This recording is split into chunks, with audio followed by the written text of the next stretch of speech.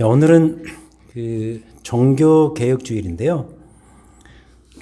여러분 잘 아시는 대로 독일의 종교개혁가 마르틴 루터가 1517년 10월 31일에 자신이 만든 개혁과 관련된 95개의 조항의 반박문, 이것을 들고서 로마 카톨릭의 부패에 정면으로 도전한 사건을 기념하는 날, 이른바 종교개혁일입니다. Reformation Day. 특별히 그들의 부패의 온상지가 면죄부였죠. 면죄부 판매를 비판하고 교황 인간의 권위보다는 성경의 권위를 더 높이고, 그리고 우리의 구원은 우리의 공로나 행동으로 되는 것이 아니고 오직 믿음으로서만 구원이 가능하다. 이른바 우리가 이신칭의로 알고 있죠. Justification by faith.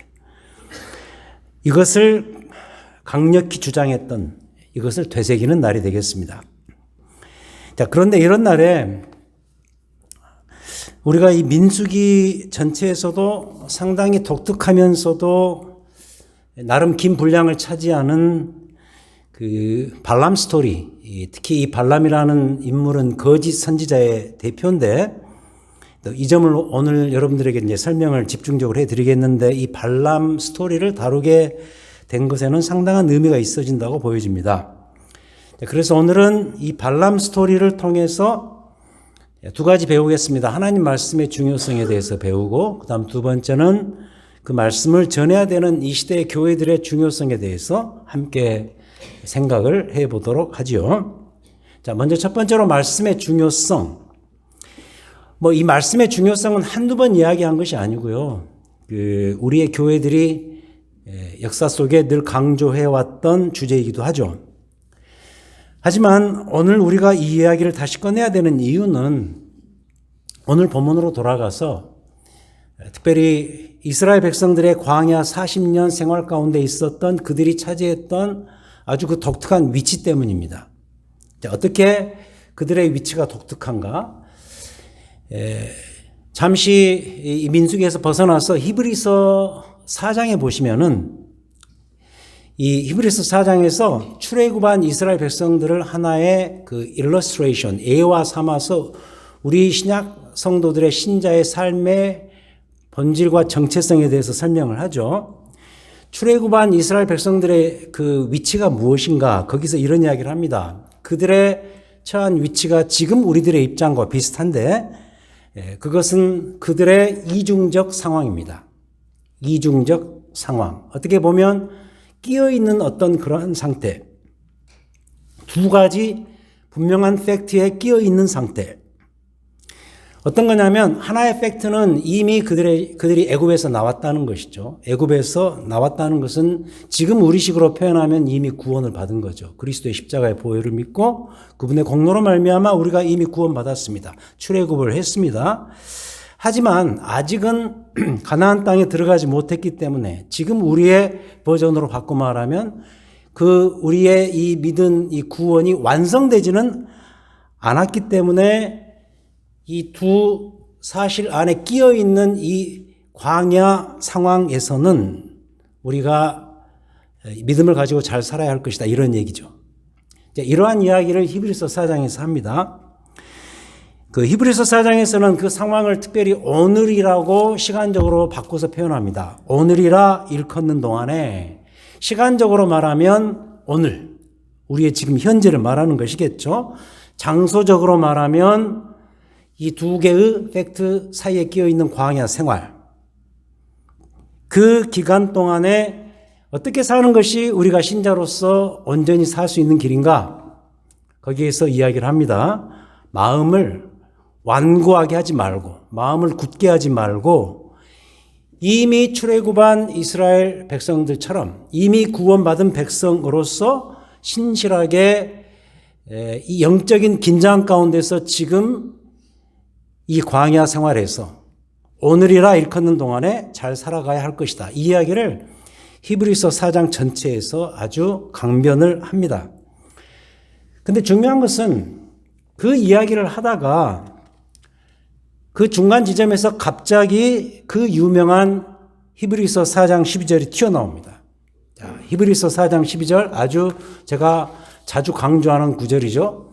하나님의 말씀은 살아있어 활력이 있고 좌우의 날선 어떤 검보다도 예리하여 혼과 영과 및 관절과 골수를 찔러 쪼개기까지 하며 또 마음의 생각과 뜻을 판단하나니 갑자기 그 이야기가 튀어나옵니다.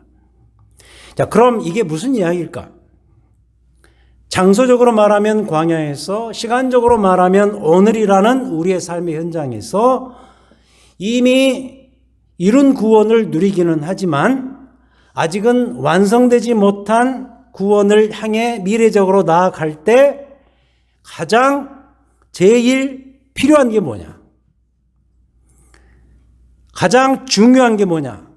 이걸 말하고 싶은 거죠. 그게 역시 하나님 말씀이고 특히 그 말씀이 주는 역동성, 다이나믹스. 히브리서 4장 12절. 하나님의 말씀은 살아있고 활력이 있어 좌우의 날선 어떤 것보다도 예리하여 혼과 영과 및 관절과 골수를 찔러 쪼개기까지 하며 또 마음의 생각과 뜻을 판단하나니 이 말씀의 역동성, 다이나믹스. 이게 필요하다는 거예요. 가장 필요하다는 거예요. 다시 앞으로 돌아가서 이 말씀을 설명하자면 출애굽을 해서 이제 가나안 땅에 들어가야 되는 광야 이스라엘 백성들 아직은 이 두 개의 시점 사이에 끼어 있는 이스라엘 백성들한테도 그들한테도 하나님의 말씀과 그 말씀이 주는 이 다이나믹스를 경험하는 이 일만큼은 그들의 광야의 삶에서 그리고 지금 우리의 삶에서 가장 중요한 것임을 말하고 싶은 거죠. 그래서 민수기 이 지점에서 갑자기 이 발람의 이야기가 나오는 것이고 또 얼른 보기에는 별거 아닌 것 같은 이 스토리가 무려 3개의 챕터 22장부터 23까지 길게 나오는 이유입니다. 자, 그럼 본문으로 들어가서 이 발람 스토리는 뭐냐? 이 발람 기억하셔야 돼요. 이 발람이라는 인물은 도대체 어떤 사람인가? 이스라엘 백성들이 앞에서 승승장구합니다. 가나안 땅 들어가기 직전에 요단강 동편에 있는 여러 민족들을 하나씩 부수기 시작합니다. 이게 21장에 상세하게 나옵니다. 이제 하나 남았는데 가장 문제적 대상이 되는 모압이라는 나라가 남았거든요. 그런데 이 모압의 왕 발락, 혼동하시면 안 돼요. 발락은 모압 왕이고 발람은 오늘 이 본문의 주인공 선지자 인물입니다. 그래서 모압 왕 발락이 너무 겁을 먹고 왜냐하면 자기 인근에 있는 그 민족들을 이스라엘이라는 나라가 갑자기 등장해서 막 무찌르기 시작하니까 너무 겁을 먹어서 이 문제가 되는 이스라엘을 어떻게 대처할까 염려를 하기 시작해요.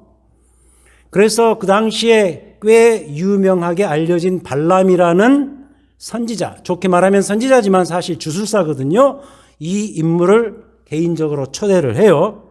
그를 초대해서 자기를 위해서 점을 쳐달라는 거예요. 이게 바로 발람 스토리의 배경입니다. 그래서 발람이 이 모압 왕 발락의 강력한 요청으로 무려 4번이나 하나님의 메시지를 전합니다. 근데 그 내용 대부분이 자기 이야기가 아니라 실제로 하나님께서 그를 통해서 전해주는 하나님의 메시지입니다. 오늘 본문은 그 4번째 것으로서 마지막에 해당되는데 이러한 사전 지식을 우리가 전제하고서 오늘 이 4번째 메시지의 내용을 본다면 이 발람 선지자의 메시지는 정말 탁월합니다. 그래서 저는 여기에서 역으로 하나님 말씀의 중요성을 깨닫습니다. 다시 배우게 되는 거죠. 여러분, 하나님 말씀이라는 게 뭐예요? 여러분의 손에 주어진 이 성경이 뭐예요? 결국은 하나님의 자기 계시입니다. Self Revelation. 하나님이 자기 스스로를 우리에게 reveal, 드러내시는 하나님의 자기 계시가 바로 성경이고 하나님 말씀인데 하나님께서 우리에게 자기 자신을 스스로 드러내시는 방편으로 삼은 것이 하나님 말씀이라는 것이죠. 그런데 그 계시를 통해서 하나님은 자기 자신이 누구신가를, 이 말씀을 통해서 내가 누군가를 알리시고, 특별히 알리시면서 정말 중요한 한 위대한 사건을 통해서 자기 자신을 알리시는데, 그 위대한 사건, 가장 정점에 이르는 클라이막스 같은 사건이 바로 여러분들이 잘 알고 계시고 오늘 우리 소그룹 리더들께서 부르셨던 찬송의 주제, 오직 복음, 오직 예수 그리스도, 성자 그리스도를 통해서 이루어주신 엄청난 구원의 사건, 아들 그리스도를 통해서 이루어진 이 구원의 사건이 하나님의 자기 계시, 우리를 향한 계시의 핵심입니다. 그래서 성경은 결국 하나님의 자기 계시임과 동시에 그 내용으로 들어가 보면 하나님의 구원 계시가 되겠습니다. 성경은 하나님의 구원 계시다. 이것은 제가 수요 성경 공부 온라인에서 아주 강조했던 대표적인 이슈가 되겠습니다. 근데 놀랍게도 하나님께서 가짜 선지자고 위조 선지자인 이 발람을 통해서도 이 구원의 계시와 메시지를 이스라엘뿐만이 아니라 온 세상에, 이 버전으로 말하면 모압이라는 이방 나라들까지 다 포함해서 다 드러내신다는 사실이죠. 예를 들어서 오늘 본문을 보시기 바랍니다. 17절, 이 네 번째 메시지에 어떤 이야기가 나오냐면 이게 이 거짓 선지자인 발람이 한 이야기입니다. 17절에 보시면 어떤 예언을 하는가? 이스라엘과 관련해서 이런 예언을 합니다. 한 별이 야곱에게서 나오며 한 규가 이스라엘에게서 일어나며 모압을 이쪽에서 저쪽까지 쳐서 무찌르고 또 셋의 자식들을 다 멸하리로다. 그리고 19절 건너뛰어서 주권자가 야곱에게서 나서 남은 자들을 그 성읍에서 멸절하리로다. 한 별, 다시 말해서 한 왕인데 한 규라 그랬으니까 여러분 그 셉터, 그 옛날 고대 그 황제들이 이렇게 그림 그리면은 옆에 딱 셉터, 이 규를 들고 있잖아요. 이건 왕권을 상징하는 것이죠. 한 규가 나타나고, 다시 말해서 한 주권자, 그러면 한 왕인데 그가 누군가? 그가 나타나서 모든 것을 평정할 것이다. 이런 예언을 이 발람을 통해서 하고 계시거든요. 그럼 이가 누군가? 가깝게는 분명코 이스라엘에 나타날 다윗 왕을 이야기하는 것일 거예요. 그가 미래에 나타나서 하나님의 왕국을 설립할 것을 예언하는 대목이 바로 이 대목이에요. 아니, 자기 나라를 좀 건지기 위해서, 자기의 신변 보호를 위해서 그 유명하다는 그 선지자를 불러서 자기를 위해서 예언을 해주고 뭔가를 좋은 말을 해줄 것 같았는데, 오히려 지금 이 발람 선지자는 적국인 이스라엘 백성들을 향해서 그들의 정체성과 그들의 상황에 대해서 기가 막힌 예언을 한단 말이죠. 그리고 이 왕은 결국 누구냐? 다윗의 후손으로 오실 예수 그리스도를 지칭하는 것이죠. 그러하니 얼마나 이 예언 자체가 정확한 예언입니까? 여러분, 이것이 자기 나라 안전하게 해달라고 돈을 갖다 바치고 불러댄 이방 선지자가 그들에게 해준 말이란 말입니다. 여기만이 아니고요. 앞에 세 개의 예언, 이게 네 번째 예언이니까 앞에 세 개의 예언에서도 이 발람은 이스라엘의 정체성과 역할에 대해서 아주 탁월하게 증언을 해줍니다. 그럼 이게 왜 가능한가? 어떻게 이런 이야기가 가능한 이야기가 될 수 있는가? 결국은 하나님께서 시키셔서 그가 그렇게 했던 거지요. 심지어 앞에서 그럽니다. 하나님은 하나님 반대편으로 자꾸 가려고 하는 이 발람을 그가 타고 있었던 나귀의 입을 열어서까지 하나님께서 말씀하시고자 하는 내용을 그에게 전한단 말이죠. 이러한 하나님의 자기 계시, 하나님께서 자기 자신을 드러내시는 이 자기 계시, 그리고 그 내용으로 들어가면 하나님의 구원 계시, 이런 방식으로까지 알리시는 하나님의 계시의 방식 어떻습니까? 우리는 여기서 그 하나님의 탁월함을 느끼지 않을 수가 없는 거죠. 히브리서 4장 12절에 그 말씀이 그대로 적용되는 실현되는 장면이죠. 하나님의 말씀은 살아있고 활력이 있어 좌우의 날선 어떤 것보다도 예리하여 혼과 영과 및 관절과 골수를 찔러 쪼개기까지 하며 또 마음의 생각과 뜻을 판단하는 이 말씀이 주는 다이나믹스, 이 역동성이 그대로 실현되는 장면이 바로 놀랍게도 이 발람 선지자의 스토리에 나온다는 것이죠. 그렇다면 지금의 우리가 광야의 이스라엘 백성들과 같은 처지에 있다고 믿으신다면 자꾸 강조하는 바입니다. 이스라엘 백성들의 광야 생활의 세팅은 지금 우리의 모습과 동일하다. 이 말씀을 여러분들이 확신하신다면 우리에게도 역시 이 말씀의 단단한 위력을 경험함이 있어야 된다는 거예요. 한번 생각을 해보자고요. 여러분들의 이 현재의 삶이 광야 생활이라고 한다면 이 광야 생활에서 여러분들에게 가장 필요한 게 뭐예요? 가장 필요한 것을 원픽해 보세요. 이스라엘 백성들처럼 먹고 마시는 문제가 다일까? 지금까지 보았잖아요. 무리바의 반석, 그리고 광야에서 있었던 그 불뱀 사건, 다 먹는 문제, 그들의 생존의 문제, 이걸 가지고 이게 가장 중요하기 때문에 하나님께 도전해서 있었던 일들 아니에요? 그렇다면 그들에게 제일 필요했던 것은 아마 먹는 문제였을 거예요. 생존의 문제였을 거예요.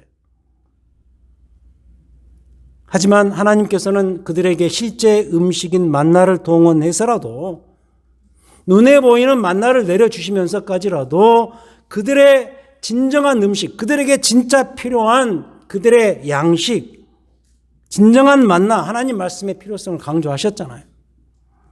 그래서 광야에서는 하나님 말씀을 향한 순종과 불순종이 그들의 그 현지의 삶의 성공을 가름하죠. 우리도 반드시 알아야 돼요. 이게 정말로 중요하다는 것. 우리의 이곳의 삶에서도 가장 필요한 것은 뭐냐? 역시 꾸준한 하나님의 말씀의 공급이라는 사실. 아까 찬송에서 고백했잖아요. 오직 복음, 오직 그리스도. 정말 오직이에요. 정말 오직 예수 그리스도, 그분이 주시는 말씀뿐이에요. 이게 가장 중요해요. 말씀에 순종하는 삶의 연습, 우리의 광야 생활에서 가장 필요합니다. 그리고 그 말씀에 순종하는 삶의 연습, 이게 우리의 광야 생활에서 가장 필요합니다. 그래서 하나님은 이걸 알려주시기 위해서 거짓 선지자 발람을 통해서라도 자기 자신이 누구신지 우리에게 계속해서 알리시는 거죠. 이런 게 다 뭡니까? 이런 게 다 하나님의 자증적인 특성이에요. self-testifying character라고 말할 수 있겠죠. 하나님의 자증성, 스스로 자기 자신을 증언하시는 하나님의 특성. 사도행전을 그래서 보십시오. 사도행전에 보시면 자꾸 말씀드렸습니다. 복음 자체가 전진하는 역사가 사도행전 역사였어요. 말씀이 왕성하여, 말씀이 흥왕하여 교회의 수가 더하더라. 기억나시죠? 하나님 말씀 자체가 왕성해지는 거예요. 사람이 왕성해지는 이유가, 교회가 왕성해지는 이유가 하나님 말씀이 왕성해지기 때문에 왕성해지는 거예요. 그 말씀 안에 계시는 하나님의 스스로를 드러내시는 특성이 왕성해지니까 교회가 왕성해지는 거예요. 그래서 종교개혁주의는 어쩌면 그동안 너무 긴 기간 동안, 여러분 그 중세의 암흑기가 1000년이었던 거 아시잖아요. 그 긴 기간 동안에 너무나도 잠잠해오던 하나님의 말씀의 전진이 멈추어진 것 같은 것을 다시 한번 새롭게 일으키시는 하나님의 역사였다. 그래서 지금도 우리 모두가 하나님 말씀으로 다시 왕성해지는 그런 역사를 경험해야 한다는 거죠. 이런 의미에서의 말씀의 중요성이에요. 생각으로만, 사변으로만, 지적으로만 하나님 말씀이 중요하다가 아니라 아까 히브리서 4장 12절에 말씀드렸던 것처럼 그 말씀이 주는 그 다이나믹스를 경험한다는 차원에서의 여러분의 개인의 삶과 교회에서의 말씀의 중요성이라는 거예요. 이걸 다시 한번 확인하자는 거예요. 괜히 종교개혁주의를 있는 것이 아니에요. 두 번째, 교회의 중요성. 이건 제가 수요 성경 공부 때 이런 말씀을 드린 적이 있는데 성경은 결국 교회를 위한 책임. 그럼 보세요. 광야의 이스라엘 백성들 역시 교회였어요. 그래서 이 사도행전 7장 38절에 보면 스데반이 그 유대인들을 놓고 성전에서 아주 멋진 기가 막힌 설교를 한편 하는데 거기에서 광야 교회라는 표현을 써요. 이스라엘 백성들이 우리 신약 교회의 전형이에요. 모델이에요. 그들도 교회였어요. 광야 교회. 그래서 그들에게 하나님의 말씀이 중요했다라는 것을 지금까지 넘버원에서 계속 이야기해 왔어요. 하지만 여기서 한 가지만 더 말씀드리고 싶은 게 있어요. 그렇다면 교회는 이러한 방식으로 말씀의 수혜자에 지나지 않을까?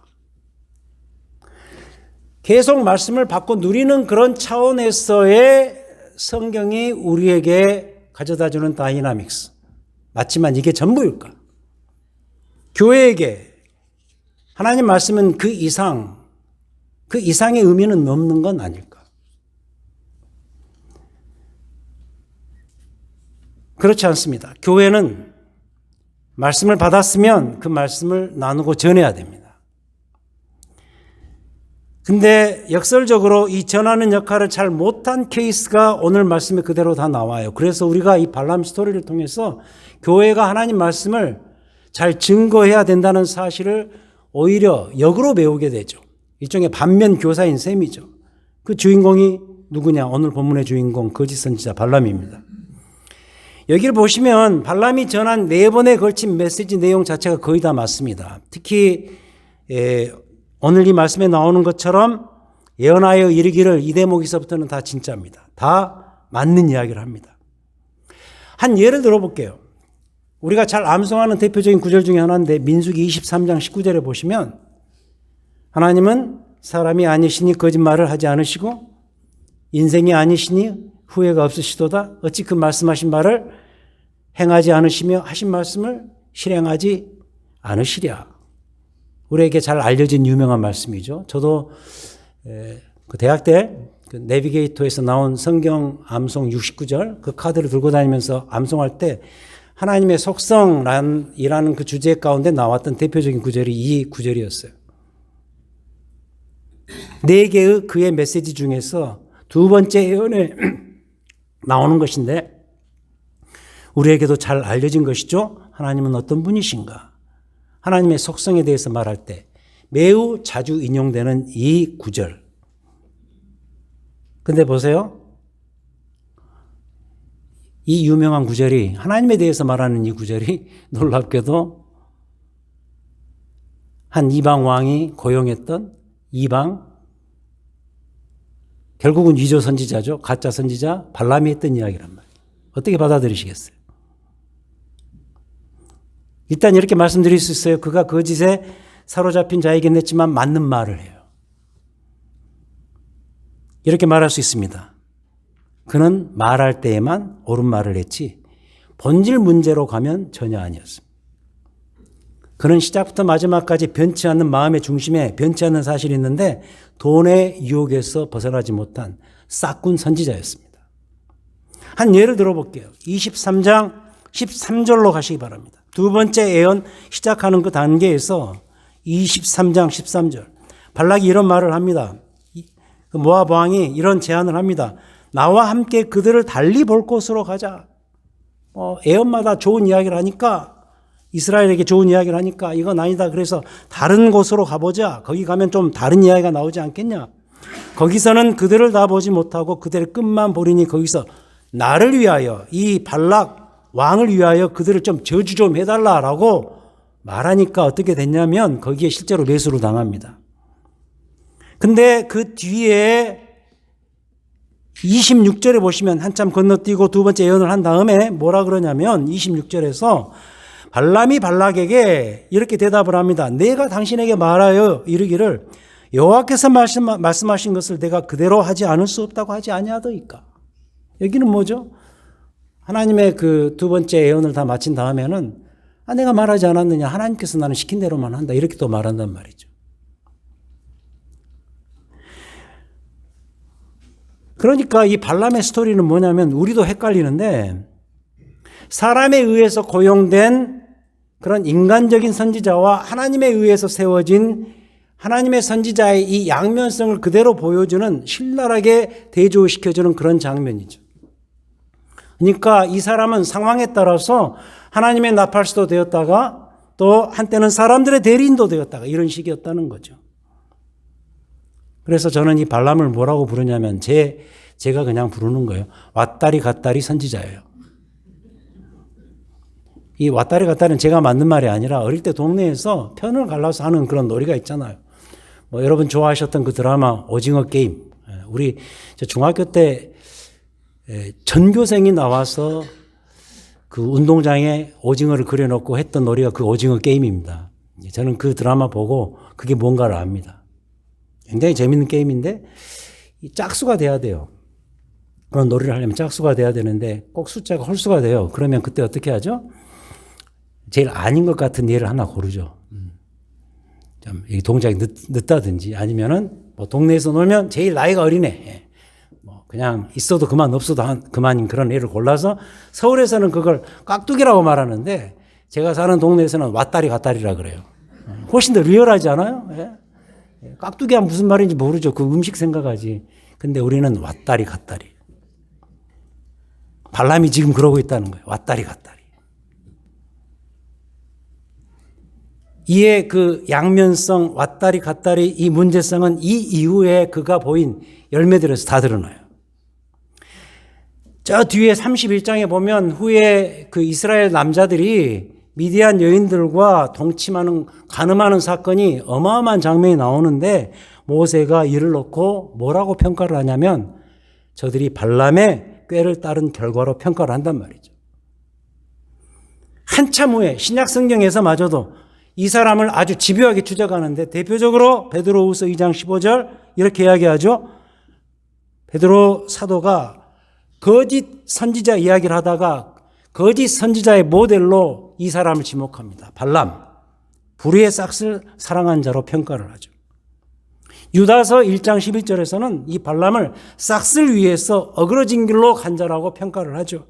그러니까 이 발람은 결국은 아무리 좋은 내용을 이야기했어도 결국은 돈을 향한 탐욕의 화신이었던 거죠. 그래서 결국 이스라엘 백성들에게 이스라엘 공동체, 지금으로 말하면 교회에게 심각한 폐해를 끼친 인물로 그를 묘사해요. 어때요? 이게 바로 이 발람의 진짜 모습이에요. 이런 말씀을 계속해서 드리는 이유가 뭐냐면 이 발람이라는 존재가 지금의 우리의 교회의 모습일 수도 있을 거라는 매우 불길한 가능성 때문에 결국 종교개혁이 필요했던 이유가 뭐예요? 그 긴 기간 동안에 여러 교회 역사들 가운데 차지했던 수많은 이 세상적인 유혹들, 거기에서 벗어나지 못한 교회의 아픔들, 인간적으로 파워 면에서 특히 돈에 그것이 차곡차곡 쌓아 올라가서 결국 거대한 공룡으로 되어버린 그 상황을 놓고 그 상황 속에서 일어난 사건 아니에요. 아무리 메시지 내용이 훌륭해도 그 메시지를 담는 그릇에 문제가 있으면 안 돼요. 사람들은 메시지를 듣지만 그 메시지를 담는 그릇을 보고 그 메시지를 평가하죠. 그래서 말씀을 전하는 선지자와 교회에게 가장 중요한 것은 흔들리지 않는 마음이에요. 발람의 메시지 자체는 훌륭했지만 그는 끊임없이 제시되는 물량 공세에 계속 흔들렸어요. 여러분 한번 집에 가서 22장부터 24장을 읽어보세요. 계속 흔들립니다. 교회의 순결은 어디에 있는가? 하나님 말씀을 순수하게 그대로 받아들이고 전하는 데에 있습니다. 그래서 우리 교회들도 이 세상 가운데서 선지자적 삶을 잘 살아내려면 선지자적 삶이라는 것은 다른 게 아니에요. 하나님의 말씀을 이 세상을 향해서 공표하는 드러내는 삶으로 보이는 그런 위치가 선지자적 포지션이거든요. 그 삶을 잘 살아내기 위해서는 이러한 부분을 극복해야 될 것이다. 부담스럽더라도 나는 과연 하나님의 편인가? 하나님 말씀 편인가? 아니면 편해 보이는 세상의 편인가? 늘 묻고 따지면서 살아야 한다는 것이고 그런 관점에서 복음을 전하는 교회가 되어야 된다는 거죠. 그래서 이럴 때 떠오르는 말씀이 있죠. 예수님의 어떻게 보면 불편하지만 너무 정확한 말씀이죠. 교회 머리 되시는 우리 예수님의 이 말씀, 좁은 문으로 들어가라. 이번 주부터 시작할 수요 성경 공부 남은 자들의 이야기가 다 그 이야기예요. 결코 다수가 아니에요. 창조적 소수를 통해서 하나님 일하시는데 좁은 문으로 가는 자. 하나님 편에서 순수하게 말씀을 들고 증거하는 자. 하나님은 그들의 편이십니다. 교회가 그런 교회가 돼야 된다. 그런 의미에서 교회의 중요성이에요. 이 지점에서 우리에게 잘 알려진 종교개혁의 4가지 슬로건을 다시 한번 암송해 볼 필요가 있습니다. 오직 그리스도, 오직 성경, 오직 영광, 오직 믿음. 기억하셔야 돼요. 아까 우리 찬송 부를 때 오직 복음, 오직 그리스도, 오직 십자가 이런 이야기를 했습니다만 종교개혁의 캐치프레이즈가 이거였어요. 오직 그리스도, 오직 성경, 오직 영광, 오직 믿음. 사실 어쩌면 남은 3개는 두 번째 오직 성경에 다 기반을 두고 있다는 거예요. 성경이 그 이야기를 하니까 오직 그리스도가 나오고 오직 영광이 나오고 오직 믿음이 나오는 거예요. 그래서 종교개혁은 사실상 말씀의 개혁이었어요. 말씀을 말씀되게 하라는 거예요. 하나님의 말씀이 정말 살아있다면 이 말씀이 움직이게 하라는 거예요. 이 말씀이 드라이브하는 교회가 되게 하라는 거예요. 이게 종교개혁의 핵심이었어요. 그런데 그 개혁의 뿌리가 되는 성경이 말하고자 하는 핵심 내용이 뭐냐? 심지어 거짓 선지자 발람이 전했던 그 4개의 메시지 결론이 뭐냐? 오늘 본문이 그거 아니에요. 오늘 본문에 그런 이야기를 하죠. 아까 우리가 인용했던 구절, 참 주권자, 참된 왕, 한 왕, 우리 주 예수 그리스도, 그분의 도래와 그분의 역사가 아닐까요? 그런데 그리스도 그분께서 이게 중요해요. 이 땅에 오셔서 우리에게 해주신 놀라운 일이 하나 있어요. 진짜 놀라운 일이 하나 있어요. 그것은 당신의 교회를 이 땅에 세우는 거였어요. 그래서 주의 교회는 주의 말씀에 순종하고 주의 말씀을 전하는 통로예요. 이 일을 위해서 우리 주님께서 친히 십자가에 죽으시고 우리의 교회의 머리가 되어주신 거예요. 종교개혁주의를 맞이하면서 이제 함께 부를 찬송 가사로서 모든 설교를 마감하기를 원합니다. 찬송가 600장 제가 읽습니다. 좀 이따 부르시겠지만 한번 들어보세요. 기가 막힌 찬송이죠. 교회의 참된 터는 우리 주 예수라. 그 귀한 말씀 위에 이 교회 세웠네. 주 예수 강림하사 피 흘려 샀으니 땅 위의 모든 교회 주님의 신부라. 온 세계 모든 교회 한 몸을 이루사 한 주님 섬기면서 한 믿음 가지네. 한 이름 찬송하고 한 성경 읽으며 다 같은 소망 품고 늘 은혜 받도다. 땅 위의 모든 교회 주 안에 있어서 하늘의 성도들과 한 몸을 이루네.